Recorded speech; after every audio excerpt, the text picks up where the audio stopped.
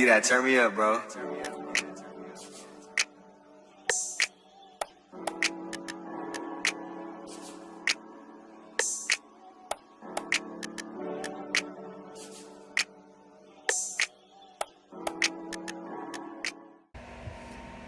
Hey guys, welcome back. Thanks for stopping by my channel. Do me a huge favor before we get started and click that subscribe button down to the bottom. It will notify you whenever I upload a new video, so you'll be in the know. Yeah, know in the know. So yeah, do me that huge favor.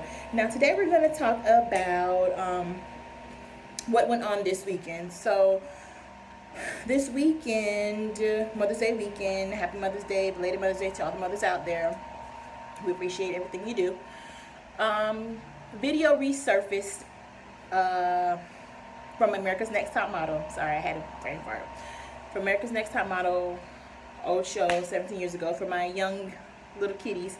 A show that I definitely aspired to be on. I can remember being in high school, watching the show, following the show, thinking, hey, this is what, as soon as I get out of high school, I'm going to be America's Next Top Model. Okay? Me and Tyra gonna be. I even named my baby sister Tyra after Tyra Banks. Yeah, I know. Nonetheless, decided to go down a different road. I like to eat.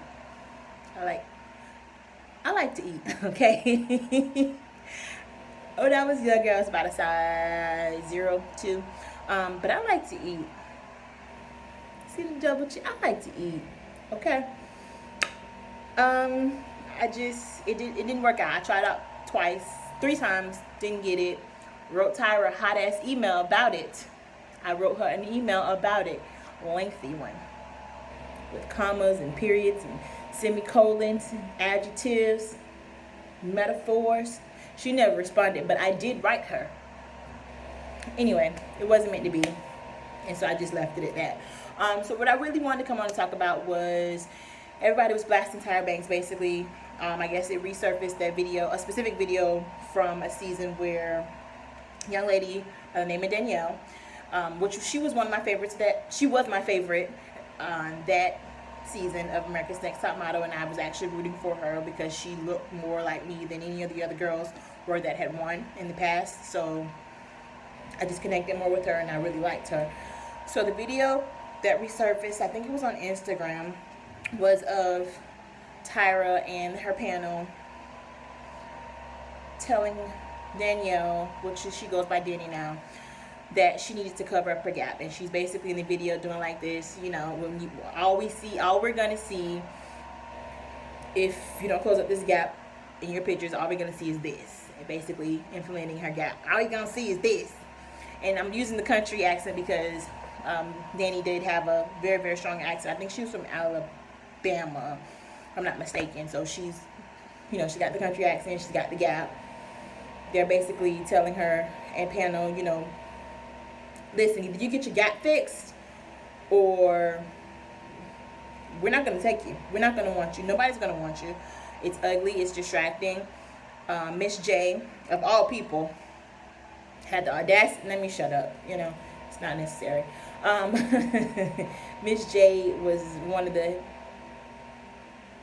most boisterous one, saying that, you know, Danny needs to cover up her gap. So apparently she had gone to the dentist to get her to go to the dentist. They just told them, hey, you guys are going to the dentist, which is something typically that they do.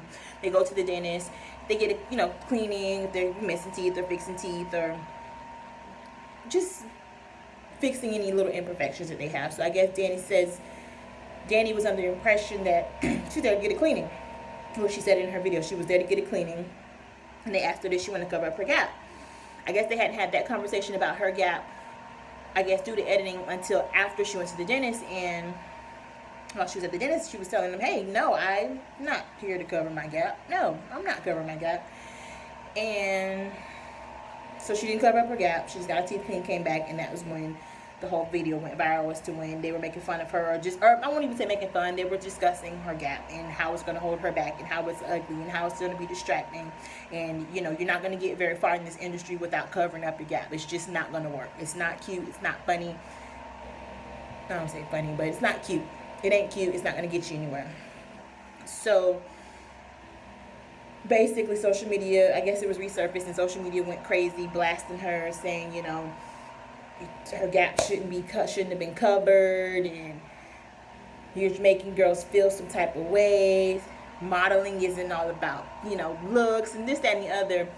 And so Danny did a video, and she did a response to the outrage, and she basically said,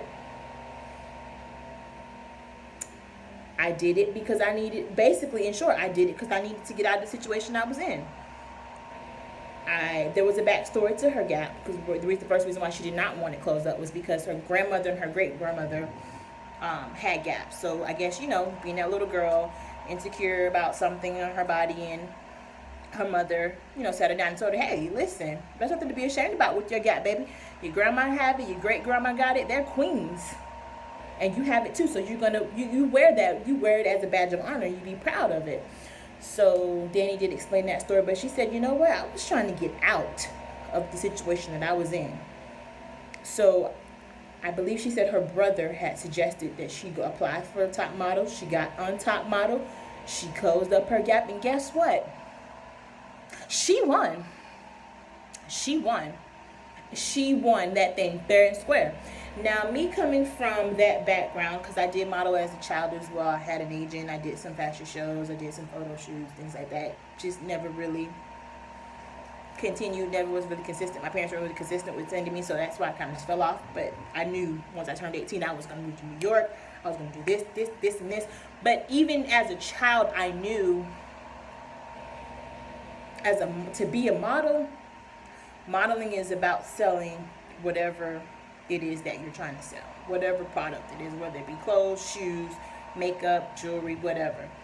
And I knew it was about looks. So when people would tell me when I was a child, you should be a model, I was like, okay, great. That means I'm cute. You know? Everybody can't be a model. So I took that as a badge of honor. But everybody's trying to make it seem as if Tyra was wrong for calling her out on it, because, you know, it's not all about looks, and you're making young girls feel bad about their appearances and about this, that, and the other. And I'm like, bruh, modeling is about your appearance and your look. Now, she did go in on her about the gap, and I know that Slick is a new model. I think it's Slick. I don't want to mess up her last name. Slick. She's a beautiful model. She's she has a gap, but she has low cut. Beautiful, beautiful, beautiful, beautiful, beautiful. But of course, things change, styles change, looks change. At that time, Tyra, who was a supermodel, who had the show, I don't want to say she was being a little rough, but she was training those girls. That's what the show was for, to train you to be ready, because everybody's not going to like your look. Everybody might not think you're beautiful. Everybody might not like your gap. Everybody might not like your accent. Everybody might not like your style. You have to grow some tough skin and go out there and say, you know what? It is what it is. I'm going to give it my all, and after I give my all, if they don't like it, they don't like it. So I don't understand why everybody's making a big deal out of it. And I'll be honest, what I'm thinking the issue is so many fake models, there's so many Instagram models, Facebook models, Twitter models, fans only. People forgot what natural beauty is in the first place.